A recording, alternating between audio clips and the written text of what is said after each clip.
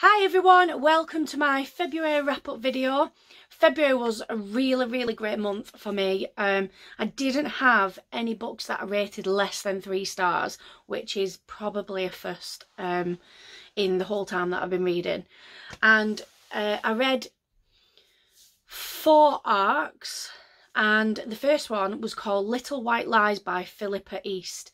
Now this one follows the story of a teenage girl who had been abducted 7 years previously, and the story starts the day she walks into the police station and just arrives back into this family's life. And what what you would think would be like a really happy reunion, and you know, everything's like a dream come true, it really isn't. There's like hints of secrets being kept by family members, and there's tensions that you're not quite sure why they exist. And the story, what I loved is that it's told from the mother's point of view as well as the teenage girl's cousin's point of view. So it really did a good job of showing how the same events and the same things that are said can be viewed very differently by different age groups and different people. And there was loads and loads of twists and turns in this. Like, I was literally gripped the whole way through, I just wanted to know what actually happened. I wanted to know the truth, and I wanted to just kind of like close the book, if you know what I mean, like just figure it all out and let these people get on with their lives, kind of thing. That is actually out. It was published on the 4th of February, and I gave that a 5 stars. It was really good. There was nothing unique about it. Like, it wasn't a completely unique thriller or anything. It was just really well written and very engaging and entertaining. And then I also I listened to a book called Evil Beyond Belief by Wesley Clarkson. This is a book that's about Harold Shipman, who is Britain's most prolific serial killer.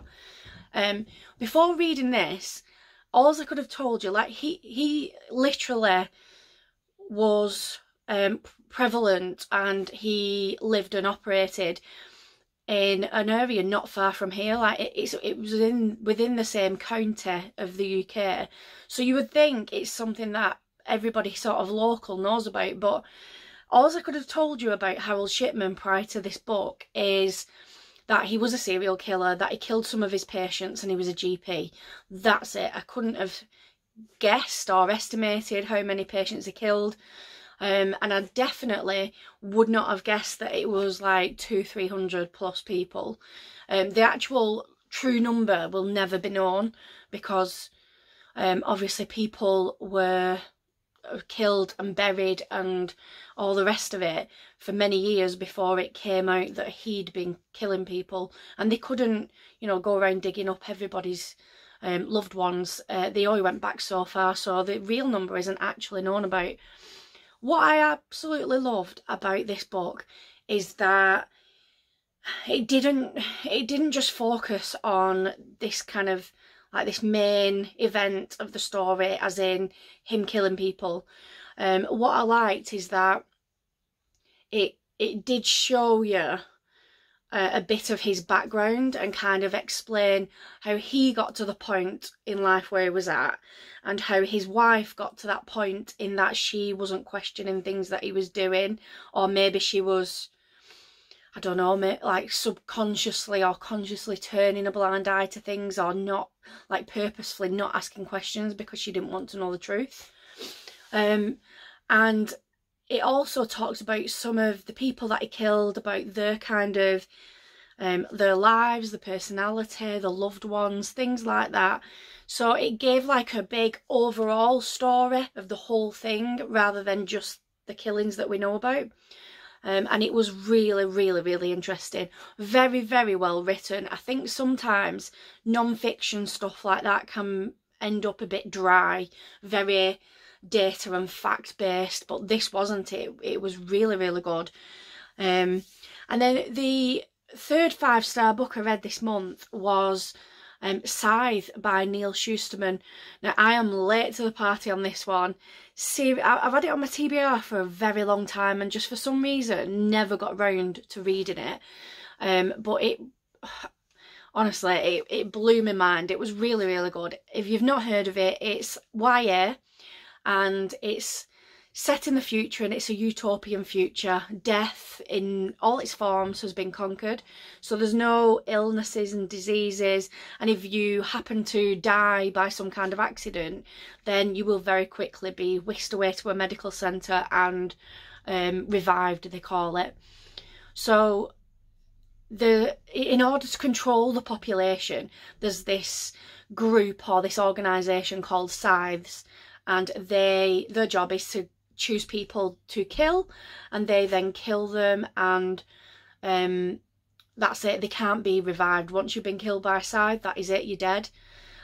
So the story follows two teenagers who get chosen to be apprentice scythes, and it's like their journey through training and discovering the world of the scythes. And then, as you would expect in any kind of organisation that's got responsibility and hierarchies, there's obviously political issues and conflict going on, so it's all about that as well. And oh, it's just fantastic. It really, really is. The hype, oh, is true. It really is. And I'm going to try and continue that series in March. Because, yeah, it was like, I could not put the book down. It really, really was good. I also read an arc of A Strangely Wrapped Gift by Emily Burns. I think this is a re-release. The publication date looks to be in 2017. And it's a poetry book, mainly focused on mental health, and I'm not the best at poetry. Like, it's something that I don't really read much of, and I've not really reviewed much poetry, but to me this was actually a really, really good poetry book. Some of the poems, I would have struggled calling them poems, to be honest. Some were just one line, 2 sentences, things like that. To me, that's not really a poem, it's more of a thought. But there was beauty behind the words, regardless of, you know, the technical term for it. There was a lot focused on mental health, and I know that the author, Emily, she has suffered with mental health problems herself, so this was an Own Voices book. And what I found very interesting is that there were also poems randomly in there that I would have said were about quite inane, everyday things that you wouldn't think that somebody would be thinking about so deeply and wanting to write about. And for me, that kind of highlighted how some people, whether they have mental health issues or not, will overanalyze things, and something that might be a kind of nothing something that I don't really acknowledge or think much of, somebody else might have it playing on their mind and going over it and analysing it and things like that. So I think for me it was just more about having that awareness that everything we do in life, every action, everything we say, could quite possibly be having a big effect on somebody else, even though we don't realise. One of my favourite things in the book, I don't know how I would call it a thought, but I guess a poem, is you don't have to break me just to prove that you are whole. And I think that is hugely relevant in today's society. You know, you don't have to put other people down just to prove that you're good or good enough. Everybody should be celebrating each other's successes and building each other up, not trying to, you know, make somebody else look bad so we look better. And I just think it was very, very well written. I did enjoy reading it, and it is quite a quick read. And then I also read The Dry by Jane Harper. This is a thriller, maybe. I think it's a thriller. And it's based in the Australian outback. It's like small town, remote setting kind of thing, and there's a man has murdered his wife and his children, and then killed himself. And his childhood friend is now a police officer, and he's come back to this small town just to attend a funeral, but then starts noticing that things don't seem quite right. he starts getting involved in the investigation and asking questions and helping the police officer or the sheriff, whatever he is, in the town. And then there's all these kind of twists and turns and secrets of people's coming out, and we've got a different timeline from when they were children and or teenagers, and it's kind of following different events, but they're kind of linked in the future. I'm really rubbish at explaining it, but it is a good book. It just wasn't, I don't know, there was just something, it wasn't quite brilliant. I don't know what it was. And even though not a lot was happening for quite some time in the book, I did still find myself wanting to go back to reading it. I just wanted to figure out what was going on. So I did really enjoy that. I gave that 4 stars, and I read that as part of Mrs M's book club that I talked about in my February TBR video. I'll link it below in case anyone's interested. And I also read Sometimes I Lie by Alice Feeney. This is a thriller. Basically, this lady, she is sort of in a coma, and then she comes round, but she still can't move or speak, but she's mentally aware of what's going on. And she's cast as this unreliable narrator because she says right at the beginning, sometimes I lie about things. And it kind of follows this story of her life up to how she ended up in hospital and what happened. And I just didn't quite like this. I don't know what it was. It just wasn't for me. I don't think it wasn't thrilling enough. I could see things happening. I don't know. It was alright. It wasn't bad, but it wasn't good. So I gave it a 3 stars, which for me means it's okay. It's alright. And then I read Flu by Wayne Simmons. Now, if anyone saw me talking about this in my February TBR video, you'll know that this was highly anticipated read for me. Like, this, Wayne Simmons and his books have been on my TBR for quite a while. I was desperate to get into them, and this book put me in a reading slump. I was so disappointed, just so disappointed. It was boring. Like, it's set in Ireland, and there's been a virus outbreak that's caused people to come back from the dead, and there's zombies, and there's like little pockets of survivors, or the odd people that are trying to get on, like, you know, find resources and meet up with other survivors and things like that. And it just wasn't, like, there was, I don't know, I think I was expecting like some kind of big main event where everything would build up to that, and there just wasn't. It was just kind of,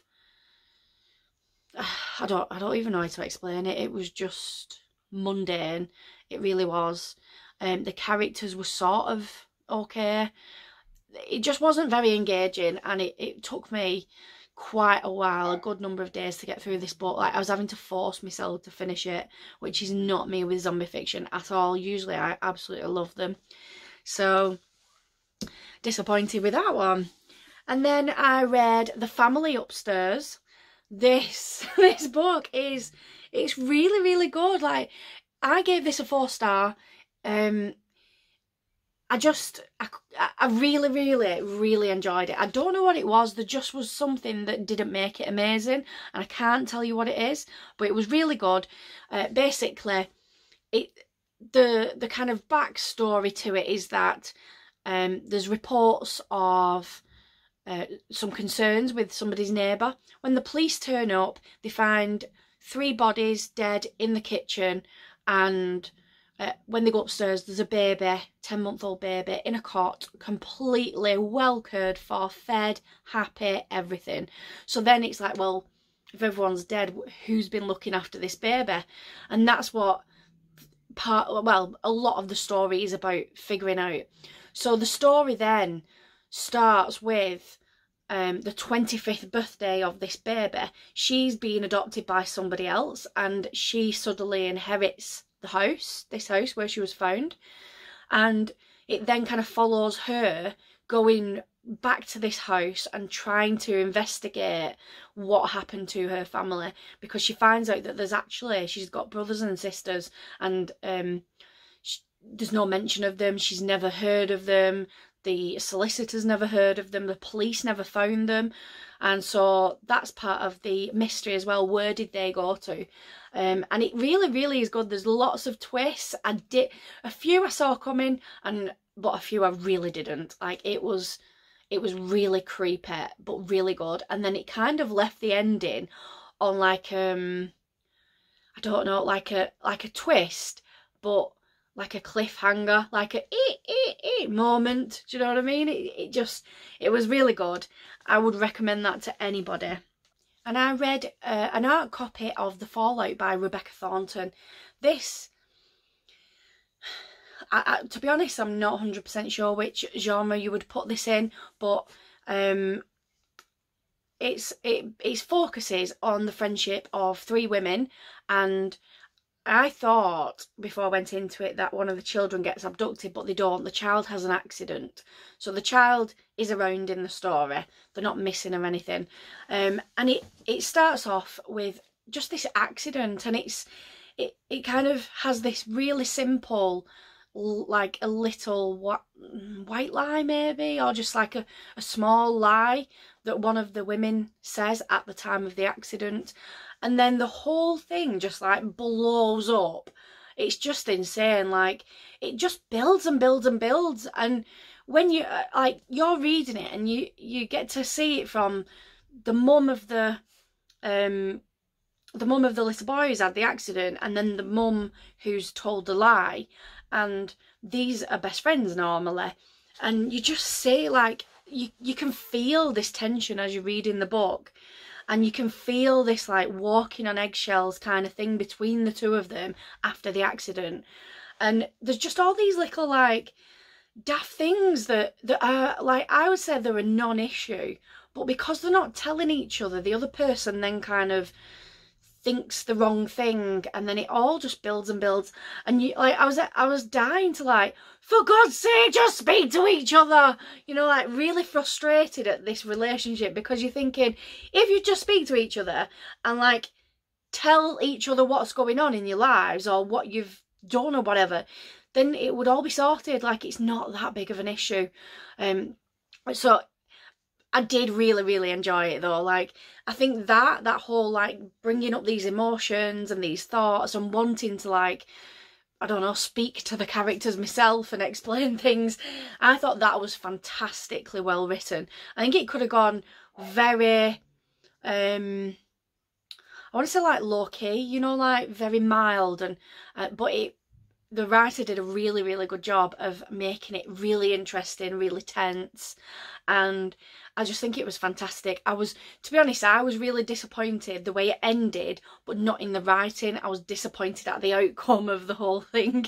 But yeah, it was really good. That is due for release on the 2nd of April, and I really, really, really would recommend that to people. It's a fantastic book. And then I also read a book called Tears of Blood by James Chambers. Now, this is a zombie fiction. It's the second in a series.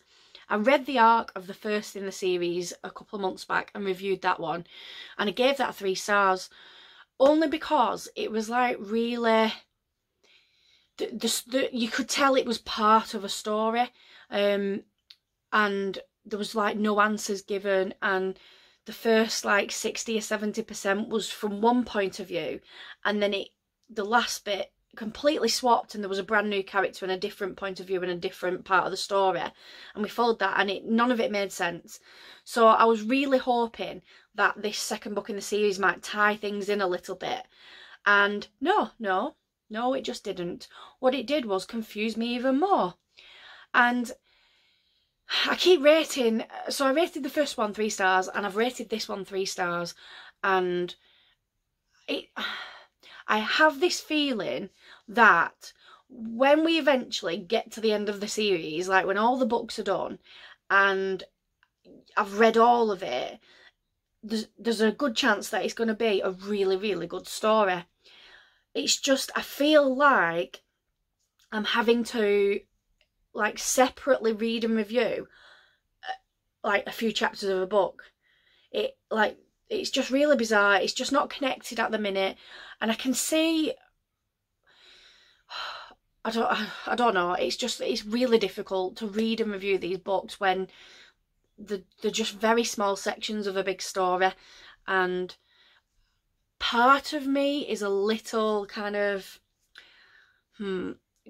suspicious that the writer is doing this so that people will continue to buy the books, and that there's lots more books in the series, because they are actually only about 190 pages. So I feel like he's making them shorter and many to get people buying more, maybe. I don't know, that might just be me being a little suspicious, but they're good-ish. I honestly can't recommend them to people at the minute, just because I feel like they're not finished. I mean, obviously they're not finished, but they feel a bit odd. I think if anyone read them right now, they would probably feel the same, because there's just no answers, there's no connection, there's no plot following on or anything like that. I also read Sharp Objects by Gillian Flynn. When I've heard or seen other people discuss this book, it makes people very opinionated one way or the other. I would call it a Marmite book, as in you either love it or you hate it.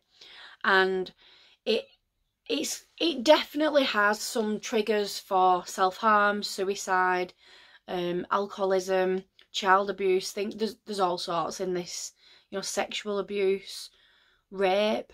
There's like all sorts in this book. But